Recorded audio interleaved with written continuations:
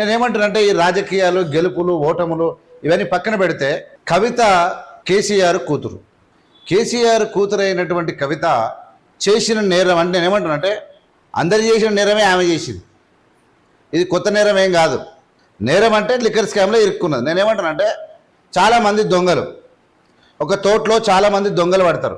తెలంగాణ అనే తోటలో చాలామంది దొంగలు పడతారు. కానీ దొరికేది చెట్టు మీదకి వెళ్ళబడి కాలిరిగేది, ఆనవాళ్ళు చెప్పులు ఊసిపోయి దొరికిపోయేటివి, ఏదో ఒక రకంగా పట్టుడు పడేది మాత్రం ఒకడే. ఒక తెలంగాణ అనే తోటలో దొంగలు పడితే అందరిని పట్టుకుంటే కొందరు మాత్రమే రెడ్ హ్యాండెడ్గా దొరుకుతారు. కొంతమంది చెప్పుకొని వెళ్ళిపోతారు.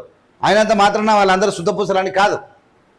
ఇక్కడ కవిత లిక్కర్ స్కామ్ పోయిందనో, కవిత ఇంకేమి చేస్తుందంటే అంతకు మొదలు కూడా కేసీఆర్ కుటుంబంలోనే అణిచివేత అనేది ఒకటి ఉంది. కేసీఆర్ కుటుంబంలోనే కూతురుకు ఒక మర్యాద, కొడుకుకు ఒక మర్యాద ఉంది. కేసీఆర్ కుటుంబ సభ్యులు ఎవరు కూడా ఈ రాష్ట్ర ప్రజలకు ఆదర్శంగా జీవించాలంటే కుటుంబ కలహాలు కానీ కుటుంబ సమస్యలు ఉన్నట్టు ప్రజలకు తెలియకూడదన్నటువంటి ఆలోచన ఆ కుటుంబంలో లేకపోయింది. కారణం ఏంటంటే వీటన్నిటికీ కారణం ఒకటి కాదు, ఇంకో 2-3గా విభజించవచ్చు. అది మొదటిది అధికార దాహం, రెండోది ధన దాహం. ఈ దాహాలు అన్నిటివి సముద్రం ఉప్పు నీళ్ళు కూడా తాగగలవు. ఈ ధనదాహం, ఈ అధికార దాహం, ఈ రెండు కలిస్తే వచ్చేది ఏంటంటే అహంకారం. అధికార దాహం, ధనదాహం, ఈ రెండు కలిస్తే మనిషికి వచ్చేది ఏంటంటే అహంకారం. ఈ అహంకారం చాటున ఇలా కవిత నలిగిపోతూ ఉన్నది. కవిత ఏం తక్కువేం తినలే.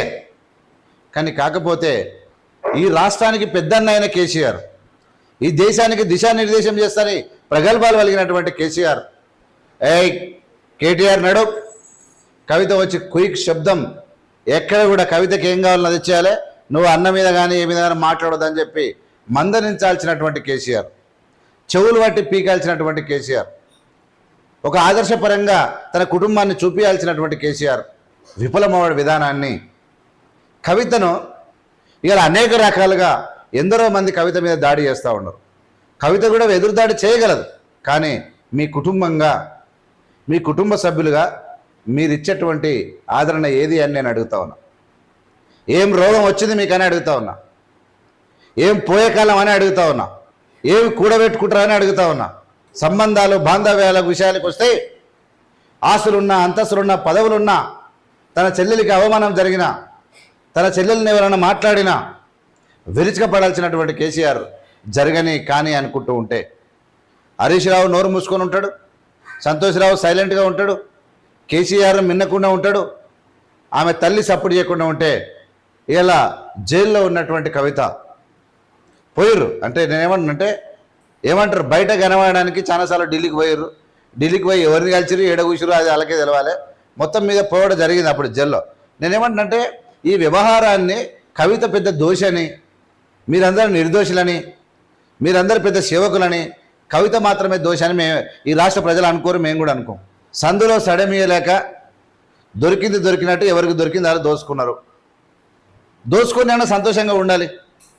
దోసుకున్న తర్వాత ఏమి లేనప్పుడు కలిసి ఉన్న అన్న చెల్లెలు, బావమర్దలు, కుటుంబ సభ్యులు, తల్లిదండ్రులు, వీళ్ళందరూ ధనం వచ్చిన తర్వాత, అధికారం వచ్చిన తర్వాత ఒకరిని ఒకరు పట్టించుకునే పరిస్థితి ఎందుకు వచ్చింది?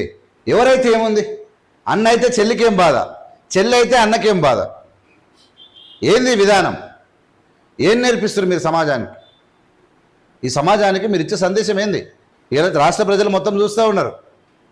ఇలా కవిత మీద, కవిత మనుషులే తీన్వారి మల్లన్న ఆఫీస్లో దాడి చేశారు అనుకో, ఇద్దరు మాటల దాడి జరుగుతున్నప్పుడు టీఆర్ఎస్ పార్టీలో ఎవరు సపోర్ట్ చేస్తారు? ఎందుకు బీఆర్ఎస్ పార్టీలో ఎవరు కూడా మాట్లాడతలేదు ఎందుకు అంటున్నా? అంటే ఏం విధానం ఇది? ఎలాంటి మీరు అంటే యాటిట్యూడ్ను మీరు సమాజంలో వదులుతూ ఉన్నారు? ఎలాంటి ఒక విధమైనటువంటి ఈ కార్యక్రమాలను, ఈ యొక్క జిగుత్సాకరమైనటువంటి విధానాన్ని సమాజంలో మీరు వదులుతూ ఉన్నారని నేను అడుగుతా ఉన్నా. ఒక ఆదర్శమైనటువంటి కుటుంబంగా మెలగాలంటే, ఒక ఆదర్శవంతమైనటువంటి కుటుంబంగా మెలగాలంటే మీరు ఎలా ఉండాలి? కేటీఆర్ కొడుకుకు ఏ కార్యక్రమం పోతే కొడుకు కార్యక్రమం అలా కాలేజీల కార్యక్రమం ఉంటే కేసీఆర్ పోతాడు. అదే కవిత కొడుకు అమెరికాలో ఉండే చేస్తే కేసీఆర్ పోడు. ఏందా ఇది బుద్ధి? ఇదేం బుద్ధి కేసీఆర్ ఇది? ఒక కొడుకు ఒక కూతురు, నువ్వు ఏం చూస్తా ఉన్నావు? నువ్వు ఏం సందేశం ఇస్తావు నువ్వు సమాజానికి? కవిత ఒంటరైతే మీరు నోరు మూసుకొని కూర్చుంటారు, మూతికి దబ్బడాలు పెట్టుకొని కూర్చుంటారు. ఎవడా మీకు చెప్పింది? ఏం రాజకీయం ఇది? ఇదేం స్ట్రాటజీ? చెత్త స్ట్రాటజీ. మీ స్ట్రాటజీలు పీటజీ లాంటి ప్రజల ముందర పనికిరావు. ఏ రాజకీయ చాలామంది అంటారు ప్రజలను మోసం చేయడానికి. నేనేమన్నంటే ఈ స్ట్రాటజీ మాత్రము పనికిమాని స్ట్రాటజీ. కుటుంబంలో కుటుంబ సభ్యుల విషయంలో ఏదైనా సరే మొదట తప్పు చేయకుండా చూడాలి. కానీ ఏదైనా జరిగితే కుటుంబ సభ్యుల ఓదార్పు ఉండాలి. మనకు చిన్నప్పటి నుంచే తెలుసు, చెప్పులోని రాయి చెవులోని జొర్రీగా, కంటిలోని నలుసు కాలుమొల్లో, ఇంటిలోని పోరు ఇంతంత కాదయ్యా, విశ్వదాభిరామ వినరవేమా. ఇంటిలో నేనేమంటానంటే కవిత ఒక్కతే దోషు. మేము నీతివంతులమైనటువంటి కుటుంబ సభ్యులు, కేసీఆర్ కుటుంబ సభ్యులు అనుకుంటుర్రా? మీరు ఒకవేళ అనుకోకపోతే కవిత చేసిన నేరం ఏంది? మీరు చేసినటువంటి ఘనకార్యం ఏంది? ఎందుకు మీరు కవితను పట్టించుకోరు? ఎందుకు అంత ఓ పదవే కదనా, ఓ ఎంపీఓ ఎమ్మెల్యేనో మినిస్టరో పోతే ఇవ్వకపోయారు? లేదంటే ఆమెను ఒక గౌరవ పార్టీలో ఒక క్రమశిక్షణ కమిటీకో లేదా ఒక చైర్మన్ ఒక అధ్యక్షురాలో ఓ పార్టీ పదవి ఇచ్చేయి. కేటీఆర్కే జనరల్ సెక్రటరీ, కేటీఆర్కే మంత్రి పదవి. కవితకి ఎందుకు ఇచ్చుకోలే మరి? ఆయన మహిళా విభాగం లేదని ఒకటి ఇవ్వచ్చు కదా. అంటే కేటీఆర్ ఏమంటాడు కవితకు పార్టీకి సంబంధం లేదంట. ఎందుకంటే ఆమె పెళ్లి చేసినా వెళ్ళిపోయింది కాబట్టి ఆమెకు సంబంధం, ఆమెకు తెలంగాణ లేదు. ఆమెను ఈ ధోరణులు వద్దు అంటున్నా. చలో కుటుంబ పాలన అనుకో, సాటిస్ఫై చేయి, make satisfy to your sister. తండ్రిగా కేసీఆర్ బాధ్యత.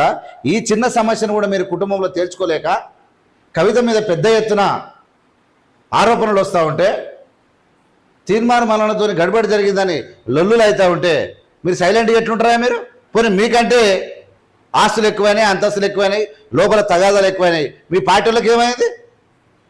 ఏం సంకేతాలు ఇవి? ఏం రోగం వచ్చింది మీకు? 10 ఏళ్ళల్లో తలకాయ మీకు లేపకుండా మేస్త్రి.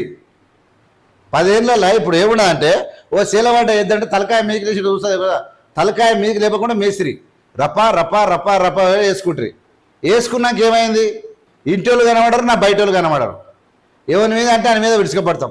ఇక తెలంగాణ ప్రజలను బర్రె దొడ్ల కొట్టినట్టు కొడుతుంది, అందరికి నమాజ్ పెట్టుకుంటా ఇట్లా అనుకుంటా పంపిస్తుంది. ఇక అయిపోయాయి. పేపర్ టీవీలలో కలరింగులు, చెప్పేది శ్రీరంగ నీతులు, చేసేవన్నీ ఇలాంటి పనికిమాల కార్యక్రమాలు. కేసీఆర్ సతీమణి గారు శోభమ్మ గారు కానీ కుటుంబంలో ఇవి జరుగుతూ ఉంటే కేటీఆర్ చెవులు వాటి పిండాలిగా మీరు ఇట్లా? లేకుంటే కవిత తప్పు చేసిన నిద్ర ఒడవాలిగా మీరు? కవిత తప్పు చేసినా మీరు అడగొచ్చు, కేసీఆర్ తప్పు చేసినా మీరు అడగొచ్చు. ఈ రెండు కాకుండా వాళ్ళిద్దరు ఒకరి మీద ఒకరు దుమ్ము అంటే ఇన్నేళ్ళు 10 ఏళ్ళు కూడా చెల్లెను అణిచివేసుకుంటూ అన్న ఉన్నాడు. అన్న అహంకార సమయం కోసం వెయిట్ చేస్తున్న చెల్లె సందులో సైడ్ ఏమీయలేక వీళ్ళు ఇక్కడికి వెళ్ళి సంతోషరావు తలిగిండు, ఇక్కడ హరీష్ రావు తలిగిండు.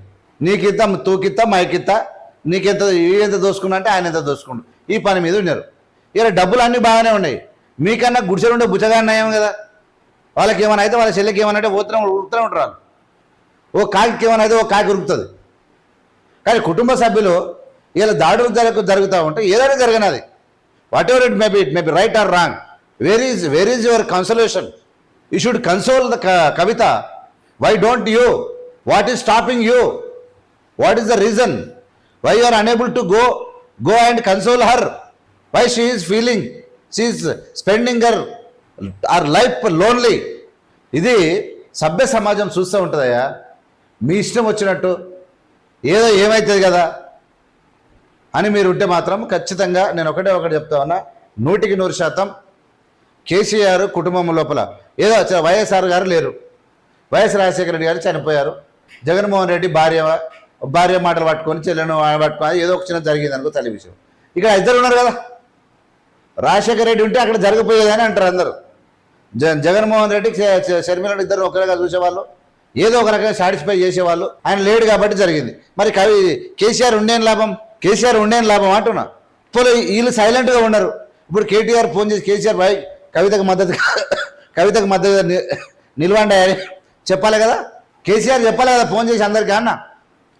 కేటీఆర్ చెప్పాలి కదా అరే కవితకు మద్దతుగా నిలవండి అని. ఇలా కవిత ఒంటరి పోరాటం చేస్తూ ఉంది. ఏదో ఏం చేయాలని అర్థం కాక ఓ జాగృతి పెట్టుకున్నారు. జాగృతి ఏందా? ఇప్పుడు తండ్రి ముఖ్యమంత్రి, తెలంగాణ 2 సార్లు తండ్రి ముఖ్యమంత్రి, అన్నల మంత్రులు, వీళ్ళంతా ఇది ఆయన ఏం గతి లేని దానిలోకి జాగృతి పెట్టుకొని బతుకన్నా మీరేమో అనుభవిస్తారు. ఇదేం యాటిట్యూడ్ మీది. ఆమె గుండె ఏం చేయాలని అర్థం కాక బీసీలకు సపోర్ట్ చేసి సరిపోయింది. చేస్తే తప్పులేదు. కవిత బీసీలకు తప్పు. నేనేమంటున్నా అంటే జయలలిత చేయలేదా?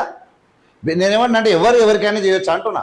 ఒక మనిషి మదర్ తెరీసా వచ్చి మనకు సేవ చేయలేదా? చేయడంలో మనం తప్పు పట్టడం, కవిత పని చేయడంలో కాదు.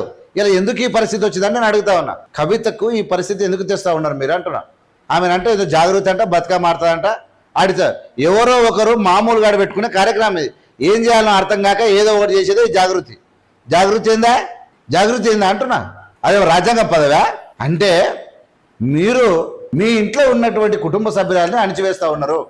మీరు పెద్ద దరువు తప్పిన వాళ్ళు, మీరు పెద్ద అర్థం తప్పిన వాళ్ళు అని అర్థమవుతా ఉన్నది. ఆమెనంటే జాగృతి అంట, జాగృతి పెట్టుకొని బతకాలి. ఒక ఎమ్మెల్సీ ఏందో ఒకటి మామూలుగా పదవి ఇచ్చి ఆ పదవిలో అత్రంపుత్రం చేసి, ఇప్పుడు ఒక ఎమ్మెల్సీ పదవి ఉన్నది, ఆ పదవిని పిలిచి ఏందో అత్రంపుత్రం చేసి ఇటు సపోర్ట్ కొట్టిస్తే అయిపోతుంది. ఎందుకు ఇట్లా నేను ఎందుకు జరగాల్సి వస్తుంది అని మీకు నాకు అర్థమవుతలేదు. నేను ఒకటి చెప్తా ఉన్నా, అన్నీ ఉన్నాయి, మీకు అన్నీ ఉన్నాయి. ఇప్పటి వరకు మీరు అందుకోవాల్సినటువంటి శిఖరాలు అన్నీ అందుకున్నారు. తిరుగులేని డబ్బు వచ్చింది, అధికారాన్ని అనుభవించారు, ఏం కావాలనే వచ్చినాయి. అన్ని ధనము చెబుకూరినాక కుటుంబ సభ్యులుగా కలిసి ఆనందం పంచుకోవాల్సినటువంటి మీరు ఆక్రోశం వ్యక్తపరుస్తూ ఉంటే ఈ సమాజం దేనికి సంకేతం అన్న? లొటల పదవి ఎవరికి వస్తే ఎవరికి పోతేంది? మీ చెల్లెను మీరు కాపాడుకోలేరా? తన కూతురును మనలో కలుపుకోమని చెప్పలేడా తండ్రి? అరే ఇది మంచిది కాదని హరీష్ రావు చెప్పడా? ఇలాంటి విధానాలు మీరు ఏదైతే మాట్లాడుతూ ఉన్నారో మీరు ఖచ్చితంగా సమాజానికి ఒక మంచి మెసేజ్ ఇవ్వాలి. మనం ప్రతిపక్షంలో ఉన్నామా, మనం అధికార పక్షంలో ఉన్నామా, ఎక్కడున్నాం అన్నది ఇప్పుడు కాదు.